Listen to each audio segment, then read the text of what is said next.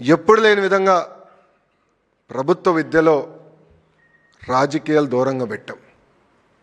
వేదిక మీద ఉన్న బోర్డు చూడండి, గౌరవ ముఖ్యమంత్రి గారి ఫోటో లేదు.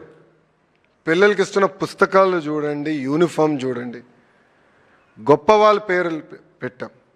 దొక్కా సీతమ్మ గారి పేరు పెట్టాం, డాక్టర్ సర్వేపల్లి రాధాకృష్ణ గారి పేరు పెట్టాం.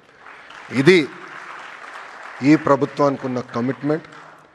సార్, కడప జిల్లాలో కలెక్టర్ గారి ఆధ్వర్యంలో సెంట్రలైజ్ కిచెన్, ఈ మిడ్ డే మీల్కి మోడల్ ఒకటి ప్రారంభించాం సార్. రాబోయే రోజుల్లో అద్భుతమైన న్యూట్రిషియస్ ఫుడ్ ఏదైతే మీరు అందించాలని మాకు ఆదేశాలు జారీ చేశారో ఆ దిశగా ముందరికెళ్తున్నాం సార్. సార్, ఉపాధ్యాయులందరూ కూడా ట్రాన్స్పరెంట్గా టీచర్ ట్రాన్స్ఫర్ యాక్ట్ తీసుకొచ్చాం sir. First time seniority list fix చేసాం. ఎప్పుడు లేని విధంగా ప్రమోషన్స్ కూడా ప్రభుత్వం ఏర్పాటు చేసింది సార్.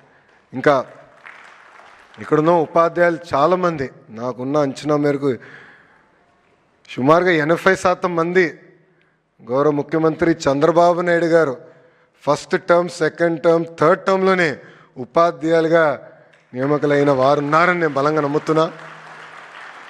డిఎస్సి అంటే చంద్రబాబు నాయుడు గారు, చంద్రబాబు నాయుడు గారు అంటే డిఎస్సి.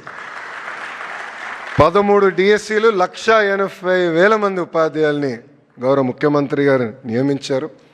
సో మెగా డిఎస్సి గౌరవ ముఖ్యమంత్రి గారు పెట్టిన తొలి సంతకం.